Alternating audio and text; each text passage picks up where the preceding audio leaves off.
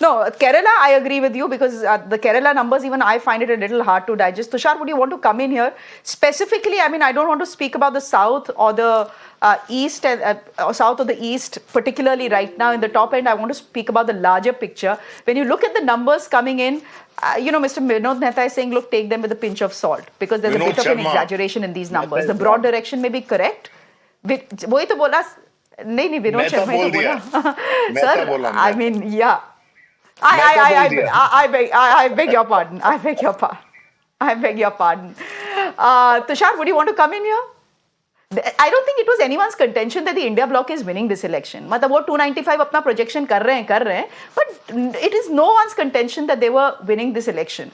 But there is also some analysis that tells us that the Congress actually will better its tally by about 12%. Its vote share will go up by 12%. It may not translate into much as far as seats are concerned. But how do you read the numbers that have come in so far? The numbers look quite believable. I cannot imagine what the surprise is all about. To answer your question, was there ever a wave? See, a wave is always witnessed when the people want a change in government. You had a wave in 2014. You had a wave in 2004. Though I'm too young to remember that election of 2004, but there was a certain degree of a wave. People wanted a change. In 2014, we saw a wave. In 2017, in Uttar Pradesh, we saw a wave. You not necessarily see a wave every time a government has to be retained or is not to be voted out. And that is what happened in this election. I also said on the show the other day that nothing has changed between the first and the final phase of this election. The voter had made up their minds way before April 19 as to where they're going.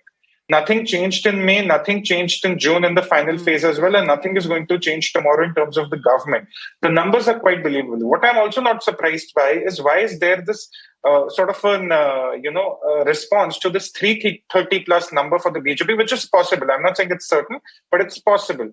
They're doing well in Odisha. They're doing well in Telangana. Telangana, they've won 4 seats last time. So if they end up with 8 or 9 seats, I don't think it's disproportional or it's appalling by any stretch of imagination. In West Bengal, they went from 17% in 2014 to 40% in 2019. So if they up their vote share by 4 percentage points in Bengal this time, I don't think I'll be surprised. In Tamil Nadu and Kerala, I'm not saying, I don't think every exit poll is giving them 10 seats in Tamil Nadu. Some of them are giving them 1 or 2 seats as well. But even a single seat in Tamil Nadu would be the equivalent of a political earthquake if the BJP manages 1 seat. In Kerala, Thrissur seat of Suresh Gopi is definitely coming to the BJP. Every exit poll, be it a 330, be it a 390, is giving it to the BJP. So I don't understand where this sort of a response National of, how can exit they poll. win this many seats. Let's also talk about Haryana. Haryana, I heard that someone said there's a disproportional seat or, how can they win? Look, you had the entire farm agitation in 2022. UP, the western belt of UP, which went to elections in the first place, I'm talking about the state assembly elections, overwhelmingly voted for the BJP. So I don't see where the surprise is coming from. He's talking about Punjab. The speaker before me, Praneet Kaur, was a Congress candidate. She's been retaining Patiala for years now, with the exception of 2014. She is now a BJP candidate from Patiala. Gurdaspur and Hoshiarpur were won by the BJP last time. Ludhiana and Jalandhar now have BJP candidates, which have been imported from other parties, but they are now BJP candidates. So 4 seats or 5 seats in a 4-way contest in Punjab, where anything can go wrong with the stretch of margins. That is, it's not disproportional or it's not appalling by any stretch of imagination. The final point, Shira, I heard that why should any party seek 400 seats? Why not?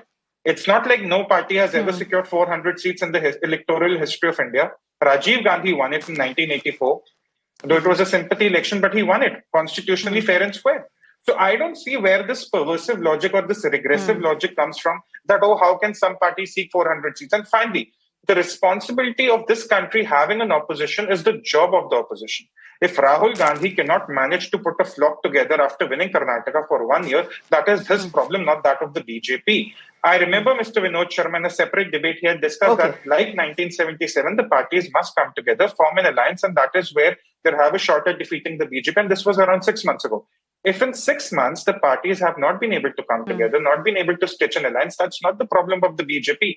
Now, because of the opposition's political foolishness or because of the personality of Prime Minister, either way, if the BJP wins fair and square 400 seats, I don't think it's their problem where the opposition of this country is. Very quickly then, Tehseen Poonawalla, what's the larger picture when it comes to the India alliance? The alliance really didn't come together as it should have come together. I mean, you have, we know what happened in the state of West Bengal where Mamata Banerjee decided to march on her own drum beat. You have the Aam Aadmi Party that said, chalo Punjab mein hum akele hi chunav lad lenge. So the alliance didn't, I mean, I'm not saying it's the alliance not coming together, which is why the BJP and the NDA are seeing the sort of numbers that they are. The fact is that, you know, ultimately when you're going to cast your vote, what are you thinking? Yes, to some extent you can think I'm looking at my MP, I'm selecting my MP, but for most of us it will be who's going to rule this country.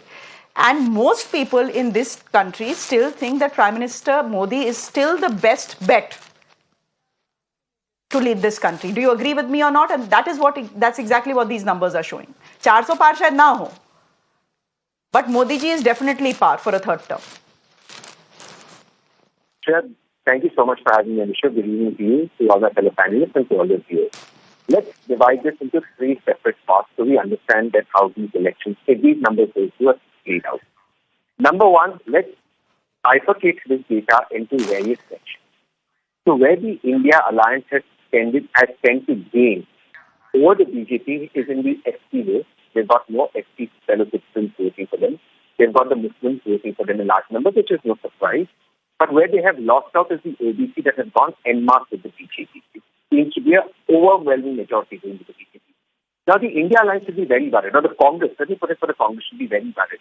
Because the Congress is an alliance with regional partners that were predominantly OBC parties.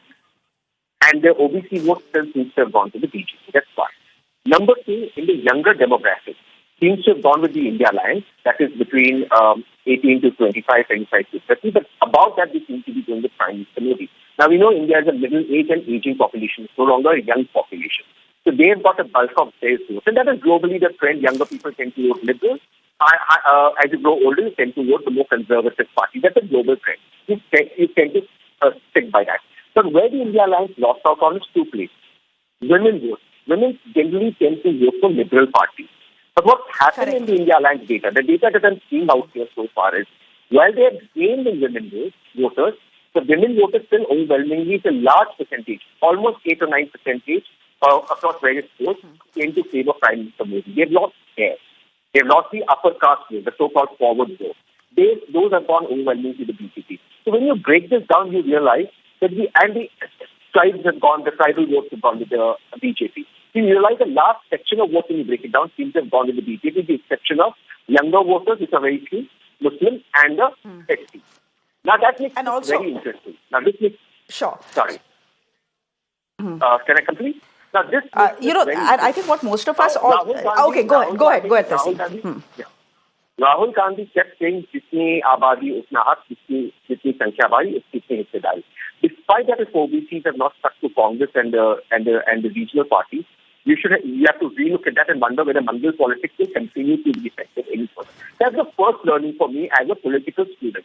But the second learning, look, surveys say the biggest problem was unemployment, and the biggest problem was lack of opportunities and ability.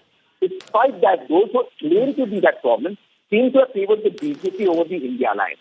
That means the India alliance did not build a trust factor on how they will solve the problem. This is something that we've seen repeatedly on the show, Shreya. I understand the problem as a voter. This is the problem. How will I solve the problem for my voter is what has to be communicated. And this is where I would like to end.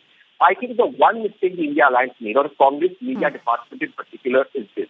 They fought this election on social media, not on the ground. Because unless your communication to the last man standing in the line or last woman standing in the line is absolutely clear on how you will transform their lives, you cannot win an election. The last man standing in the line must know how his or her life will be transformed. I think this is where the Congress and its media department lost the election.